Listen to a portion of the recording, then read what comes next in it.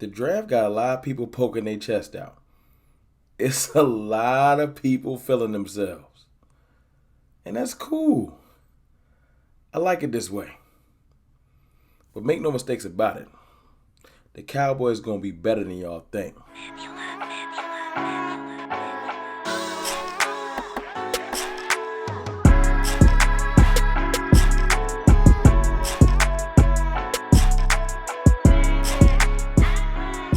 Good people.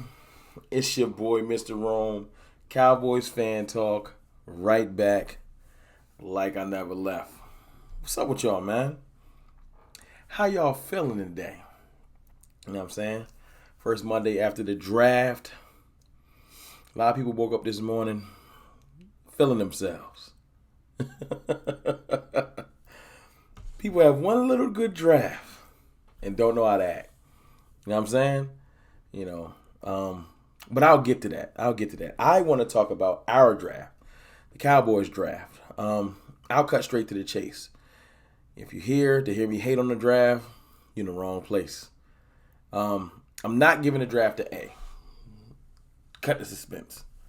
You know what I'm saying? Because there are some players that we drafted that have to develop. My thing is this. We drafted freakish athletes up and down our board.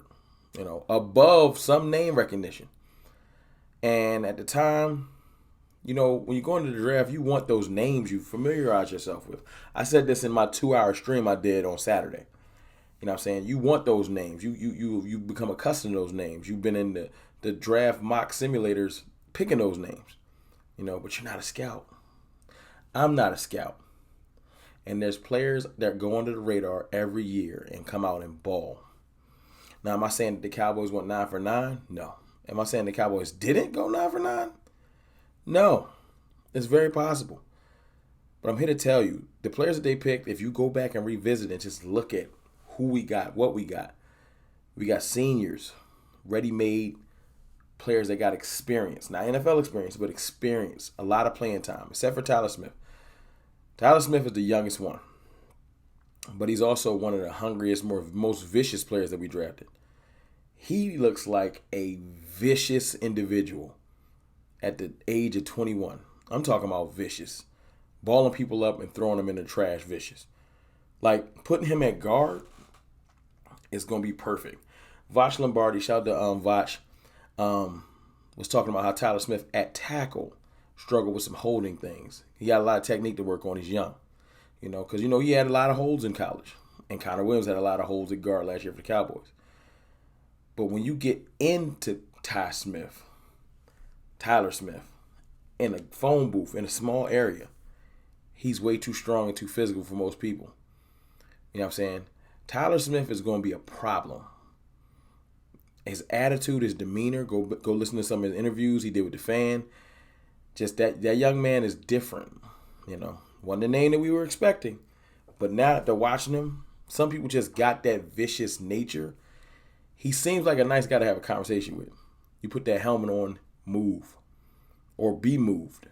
And that's why I like that we drafted him. We're going to put him right at guard, plug him in, right next to Tyron Smith. Like I said, that's 600 pounds of force coming at you. That left side of the line is going to be vicious. Violent. And I don't want to hear no complaining. Nope. Nope. Because a lot of people seen it. He had a first-round grade on a lot of teams. He might not even have made it to the second round. So don't sleep. We made a pretty good selection, especially for the trenches. You know what I'm saying? We just going with blunt force for the Cowboys. And I like it. You start rolling down the line. Sam Williams. Baldy did a breakdown. Brian Baldinger. Go to Baldy's breakdowns on Twitter. He did a breakdown on Sam Williams. Perfect. Basically just saying Sam Williams is one of the best pass rushers in the draft. And I know you're probably like, what? How you get to the second round? I get it. I ain't here to try to convince nobody. I'm just warning you in advance. That's what this is. This is a warning. Warning shot. You could take heat or not. But Sam Williams is going to be decent. Different player than Micah Parsons. Completely different. You know what I'm saying? Some people say he's too stiff in the hips. Can't bend the corner. His motor is crazy. He's very strong. He manhandles some young men too. You know, and I'm gonna do a full breakdown on each player as I can throughout the the next couple of weeks just to kind of talk about what they can bring to the team, or at least the top end of the draft. I will. But Sam Williams is going to be a problem, man. And I love it. Early, he's going to rotate in, but he's eventually going to become a starter. I really, really can see it. If I'm wrong, I'm wrong, but I can see it. He seemed like he got that little extra something that you can see in some great players. It's right there. You know what I'm saying? Then you go to Jalen Tolbert. Jalen Tolbert reminds me of a veteran receiver. If you watch his tape, you see the amount of yards he's accumulated in college, and I know he played at a smaller school. I'm telling you right now, he has a pretty good route tree already. Strong. He reminds me of a refined, he's like Chris Godwin. He's a master of all trades. No, he's a jack of all trades, a master of none. That's what I'm trying to say. Meaning that he can do almost everything every receiver can do. He hasn't perfected none of it, but he's getting there. He's a little strong-looking dude too, built, ripped up. Jalen Tolbert is going to be a problem. I'm happy we got him. It's the perfect receiver because CeeDee Lamb is going to be the number one focal point. But Jalen Tolbert is going to be right there to hold down the fort until we get Michael Gallup back. And make no mistakes, Michael Gallup's going to come back focused with a vengeance. I haven't lost any faith in Michael Gallup. Just the fact that I know he's not going to be able to come back in the beginning of the year. I think we need like 8-9 games before he can come back. Tolbert can hold it down. And James Washington. No question. You know what I'm saying? And then after that, the draft starts telling we got Ferguson, freakishly strong, solid tight end. I call him Jason Witten Jr. He going to be all right. He's going to be all right. He's like Dalton Schultz, but stronger and better at blocking. That's what he looks like. No slight to Dalton Schultz. I know he got everybody blocked. That's another story for another day. You know what I'm saying? I love that pick. And then after that pick, I think we took Let's-Go tackle out of North Dakota. He's like 6'7". Athletic freak too for his size. Very quick for his size.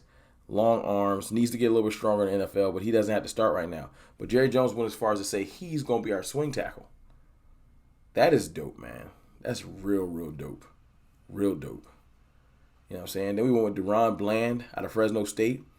Very, very, very greatly built corner. Greatly built corner. You know what I'm saying? Has all the traits. I think he's like 6'2". You know, I think he's 4.4 speed as well. Bland, and he's a hitter. He likes to hit. He's a physical corner. Very, very physical. Like, a lot of these picks look like they were in mind of what happened versus the San Fran game. I don't know if I think I got the picks mixed up. Ridgeway was before Bland. John Ridgeway. They call him the Vanilla Gorilla. I don't know if I want to call him the Vanilla Gorilla because that might be a little bit disrespectful to him, but I'm calling him out Ridgeway for now. That man is a monster. Like I said the other day in my video, he's like when a U-Haul's in front of you moving slow with the four ways on and you can't get around him and the arm reach out and they tell you to go around. That's Ridgeway. You're not running through him. You got to go around. And while you're going around, he's going to snatch you up and try and break your neck, as he said in his first interview. Amazing. I already mentioned Bland. Then you got Damon Clark. Damon Clark is going to be a problem. He just got spinal fusion surgery, the same surgery that LVE got. They said it went well, successful surgery. He's healing perfectly, rehabbing. And they said it's possible he could be back before the end of the season. And he has better stats than Nakobe Dean. And I'm not hating on Nakobe Dean. I'm not saying that Clark is Nakobe Dean. I'm saying that to get him in that round, he's projected as a second-round linebacker. The injury, obviously, is why he fell. Opportunity. Jump on it. Pick it up. I'm telling you, man, Cowboys quietly are getting better. We have a couple more moves to make in the offseason, but I'm not saying we are better than last year. This is an addition by subtraction. But if you think that the players we brought in somehow makes this team even, you lying to yourself. You lying to yourself. We 100% brought in players that are going to be able to impact day one. I think Tolbert starts day one and Tyler Smith starts day one. No question. No question. Damon Clark is a linebacking starter next year, so that's not a waste. Ridgeway is going to definitely be in that D-tackle rotation. Well, let's go. We'll just train up and be our swing tackle. Hopefully, we won't need him. But the team got better. That's why I get this draft a B.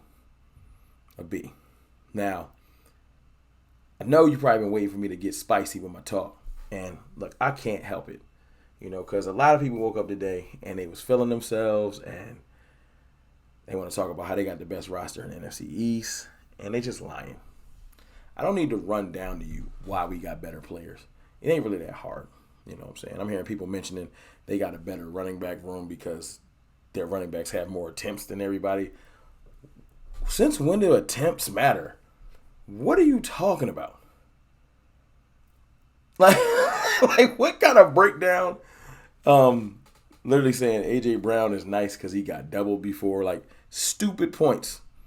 Stupid points that I'm not even going to go into in depthly. I'm just going to run this down real quick. I'm going to break it down so it'll forever be broken. Dak Prescott, Ezekiel Elliott, Tony Pollard, better than everyone in the division. Period, point blank. Better quarterback, better running back room than everyone in the division. I don't got to go to the stats.